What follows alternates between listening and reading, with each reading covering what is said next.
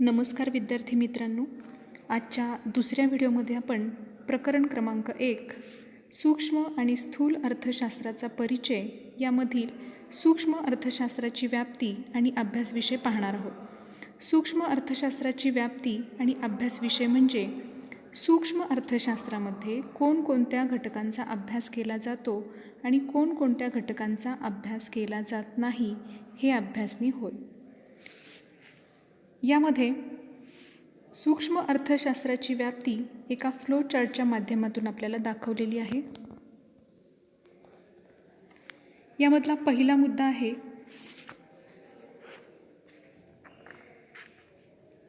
वस्तूंच्या किंमत निश्चितीचे सिद्धांत. दुसरा मुद्दा आहे उत्पादन घटकांच्या किंमत निश्चितीचे सिद्धांत आणि तिसरा मुद्दा आहे आर्थिक कल्याणाचे सिद्धांत. यातील प्रत्येक मुद्द्यांचं स्पष्टीकरण आपण सविस्तरपणे पाहूया. यातला पहिला मुद्दा आहे वस्तूच्या किंमत निश्चितीचे सिद्धांत. सूक्ष्म अर्थशास्त्र वस्तूच्या किंमत निश्चितीचा अभ्यास करते.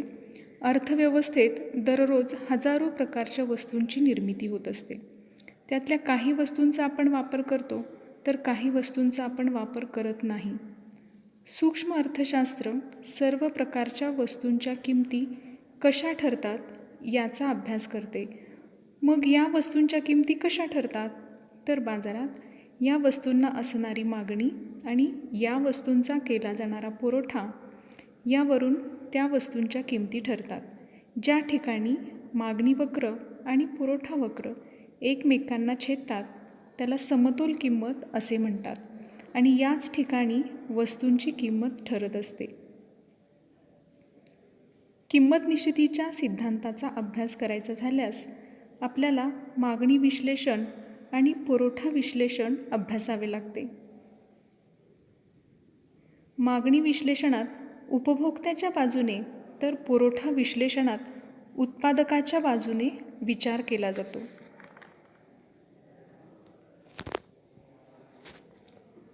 याच्यानंतरचा दुसरा मुद्दा आहे उत्पादन घटकांच्या किंमत निश्चितीचे सिद्धांत. उत्पादनाचे 4 घटक म्हणजे भूमी, श्रम, भांडवल आणि संयोजक होय. कोणत्याही वस्तूंचे उत्पादन घ्यावयाचे झाल्यास या उत्पादन घटकांची आपल्याला आवश्यकता असते. उत्पादनाच्या प्रक्रियेत सहभागी झाल्याबद्दल त्यांना त्यांचे मोबदले द्यावे लागतात. भूमीचा जर आपण वापर केला तर त्याच्या बदल्यात त्याला खंड किंवा भाडे द्यावे लागते. श्रमाचा वापर केला तर आपल्याला वेतन द्यावे लागते. श्रम किंवा श्रमिक याला आपल्याला वेतन द्यावे लागते. भांडवलाचा जर आपण वापर केला तर आपल्याला त्याला व्याज द्यावं लागतं आणि संयोजकाला नफा द्यावा लागतो. सूक्ष्म अर्थशास्त्र या उत्पादन घटकांना मोबदले किंवा किमती कशा द्यायच्या या संबंधीच्या सिद्धांताचा अभ्यास करते. यानंतरचा तिसरा मुद्दा आहे आर्थिक कल्याणाचे सिद्धांत. आर्थिक कल्याण म्हणजे पैशाच्या सहाय्याने ज्या वस्तू व सेवांची देवाणघेवाण होते त्यांच्यापासून मिळणारे समाधान म्हणजे आर्थिक कल्याण होय. आर्थिक कल्याणाचा अभ्यास हा प्रामुख्याने साधनसामग्रीच्या कार्यक्षम वाटपाशी संबंधित आहे. जर साधनसामग्रीच्या झालेल्या वाटपामुळे संपूर्ण समाजाला महत्तम समाधान प्राप्त होत असेल तर ते वाटप कार्यक्षम आहे असे म्हणता येईल. कार्यक्षम वाटप कशाला म्हणायचं? कार्यक्षम वाटप म्हणजे जेव्हा सर्व लोकांना त्यांच्या गरजा जर व्यवस्थितपणे भागवता येत असतील व त्या गरजा भागल्यामुळे त्या लोकांना जास्तीत जास्त समाधान मिळत असेल तर ते कार्यक्षम वाटप आहे असं म्हटलं जातं. यामध्ये 3 प्रकारच्या आर्थिक कार्यक्षमतांचा विचार केला जातो. त्यातलं पहिला मुद्दा उत्पादन क्षेत्रातली कार्यक्षमता, दुसरा उपभोगाच्या क्षेत्रातली कार्यक्षमता आणि तिसरं एकूण आर्थिक कार्यक्षमता. यातला पहिला मुद्दा उत्पादन क्षेत्रातील कार्यक्षमता. उत्पादन क्षेत्रातली कार्यक्षमता कशाला म्हणायचं तर उत्पादन क्षेत्रातली कार्यक्षमता म्हणजे आपल्याकडे असणारे भूमी, श्रम, भांडवल आणि संयोजक हे 4 उत्पादनाचे घटक आहेत. ह्या 4 घटकांचा पुरेपूर वापर करायचा आणि जास्तीत जास्त उत्पादन घडवून आणायचं याला म्हणतात उत्पादन क्षेत्रामध्ये असणारी कार्यक्षमता. याच्यानंतरचा दुसरा मुद्दा आहे उपभोगाच्या क्षेत्रातील कार्यक्षमता. उपभोग म्हणजे काय? तर एखाद्या वस्तूचा वापर करणे.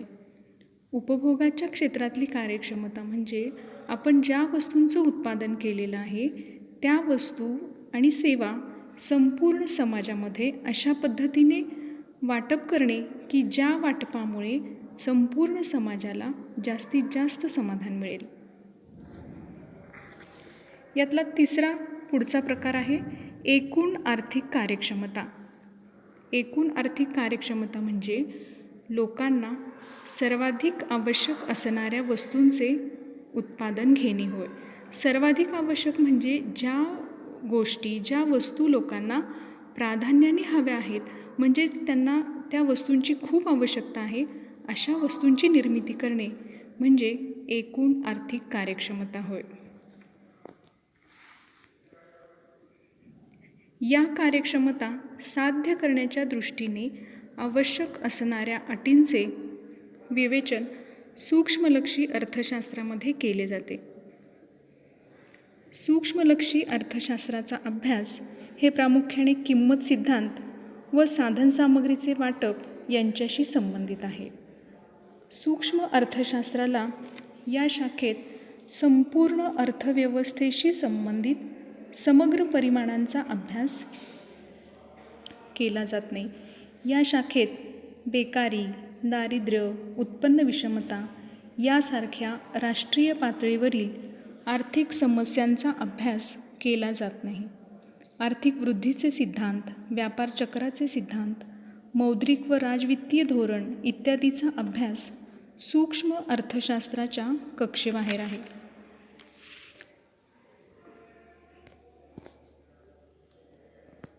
आता आपण सूक्ष्मलक्षी अर्थशास्त्राची वैशिष्ट्ये पाहूया. यातलं पहिलं वैशिष्ट्य आहे वैयक्तिक घटकांचा अभ्यास. सूक्ष्म अर्थशास्त्रात वैयक्तिक आर्थिक घटकांच्या वर्तनाचा अभ्यास केला जातो. मग हे घटक कोणते आहेत? उदाहरणार्थ विशिष्ट उद्योगसंस्था, विशिष्ट कुटुंब संस्था, वैयक्तिक किमती, वैयक्तिक मागणी, वैयक्तिक पुरवठा इत्यादी. यासारख्या लहानात लहान वैयक्तिक किंवा विशिष्ट अशा घटकांचा अभ्यास सूक्ष्मलक्षी अर्थशास्त्रामध्ये केला जातो. यालाच आपण वैयक्तिक घटकांचा अभ्यास असं म्हणतो. यातला दुसरा मुद्दा आहे, दुसरं वैशिष्ट्य आहे किंमत सिद्धांत किंवा मूल्य सिद्धांत. सूक्ष्म अर्थशास्त्र अर्थव्यवस्थेत उत्पादित होणाऱ्या वस्तू व सेवा यांच्या किमती कशा ठरतात, तसेच उत्पादनाचे जे 4 घटक आहेत भूमी, श्रम, भांडवल आणि त्यांना दिले जाणारे मोबदले अनुक्रमे खंड, वेतन, व्याज, नफा हे कसे दिले जातात हे ठरवते. म्हणूनच सूक्ष्म अर्थशास्त्राला किंमत सिद्धांत किंवा मूल्य सिद्धांत असे म्हणतात. यातलं तिसरं वैशिष्ट्य आहे आंशिक समतोल. आंशिक समतोल हे पाहण्यापूर्वी संतुलन कशाला म्हणायचं? 2 घटकांमध्ये असणारे संतुलन म्हणजेच आंशिक समतोल होय. सूक्ष्म अर्थशास्त्रामध्ये जे लहानात लहान घटक आहेत, उदाहरणार्थ एक उपभोक्ता, एक उत्पादन संस्था, विशिष्ट उद्योग इत्यादी घटकांचा समतोल कशा पद्धतीने प्रस्थापित होतो याचा अभ्यास केला जातो. आंशिक समतोलामध्ये वैयक्तिक आर्थिक घटकाला बाजूला काढून त्यांच्या समतोलाचा स्वतंत्रपणे अभ्यास केला जातो. यानंतरचं चौथं वैशिष्ट्य आहे विशिष्ट गृहीतांवर आधारित. सूक्ष्म अर्थशास्त्रातील जवळजवळ सर्व सिद्धांत इतर परिस्थिती कायम या गृहीतावर आधारित आहेत. असे गृहीत धरल्यामुळे सिद्धांत समजायला सोपा होतो. सूक्ष्म अर्थशास्त्रीय विश्लेषण पूर्ण रोजगार, शुद्ध भांडवलशाही, पूर्ण स्पर्धा, सरकारचे निर्हस्तक्षेपाचे धोरण अशा अनेक गृहीतांवर आधारित असते.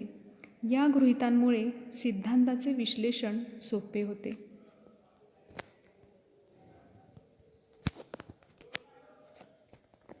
यानंतरचं 5वं वैशिष्ट्य आहे विभाजन पद्धत. विभाजन याचा अर्थ लहान भागामध्ये विभागणी करणे. सूक्ष्म अर्थशास्त्र अर्थव्यवस्थेचे लहानात लहान वैयक्तिक आर्थिक घटकांमध्ये विभाजन करते व नंतर प्रत्येक घटकाचा स्वतंत्रपणे व सविस्तरपणे अभ्यास करते. उदाहरणार्थ, राष्ट्रीय उत्पन्नातील वैयक्तिक उत्पन्नाचा अभ्यास, समग्र मागणीमधील वैयक्तिक मागणीचा अभ्यास, समग्र पुरवठ्यातील वैयक्तिक पुरवठ्याचा अभ्यास इत्यादी. 6वं वैशिष्ट्य आहे सीमांत तत्त्वाचा वापर. सीमांत संकल्पना ही सूक्ष्म आर्थिक विश्लेषणाचे मुख्य साधन आहे. सीमांत म्हणजेच शेवटचा नग. सीमांत नगामुळे किंवा एका वाढीव नगामुळे एकूण परिमाणात होणारा बदल म्हणजे सीमांत परिमाण होय. या सीमांत तत्त्वाचा वापर सूक्ष्म बदलांचा परिणाम उत्पादक व उपभोक्त्यांचे आर्थिक निर्णय घेताना केला जातो. 7वा मुद्दा आहे बाजार रचनेचे विश्लेषण. बाजाराचे वेगवेगळे प्रकार आहेत. पूर्ण स्पर्धा, मक्तेदारी, अल्पाधिकार, मक्तेदारीयुक्त स्पर्धा इत्यादी विविध बाजार रचनांचे विश्लेषण करून निरनिराळ्या बाजारात वस्तूंच्या किमती व उत्पादनाचे परिमाण कसे निश्चित होते याचे स्पष्टीकरण सूक्ष्मलक्षी अर्थशास्त्रात केले जाते. 8वा मुद्दा आहे मर्यादित व्याप्ती. सूक्ष्म अर्थशास्त्रात वैयक्तिक घटकांचा अभ्यास होतो. राष्ट्रीय पातळीवरच्या समस्या किंवा संकल्पना, उदाहरणार्थ बेरोजगारी, तेजी मंदी, व्यवहार तोल, राष्ट्रीय उत्पन्न, दारिद्र्य, लोकसंख्या यासारख्या राष्ट्रव्यापी आर्थिक समस्यांचा अभ्यास सूक्ष्म अर्थशास्त्र करत नाही. त्यामुळे सूक्ष्म अर्थशास्त्राची व्याप्ती ही मर्यादित आहे. अशा पद्धतीने आज आपण सूक्ष्मलक्षी अर्थशास्त्राची व्याप्ती, अभ्यासविषय आणि सूक्ष्मलक्षी अर्थशास्त्राची वैशिष्ट्ये या घटकांचा अभ्यास केलेला आहे.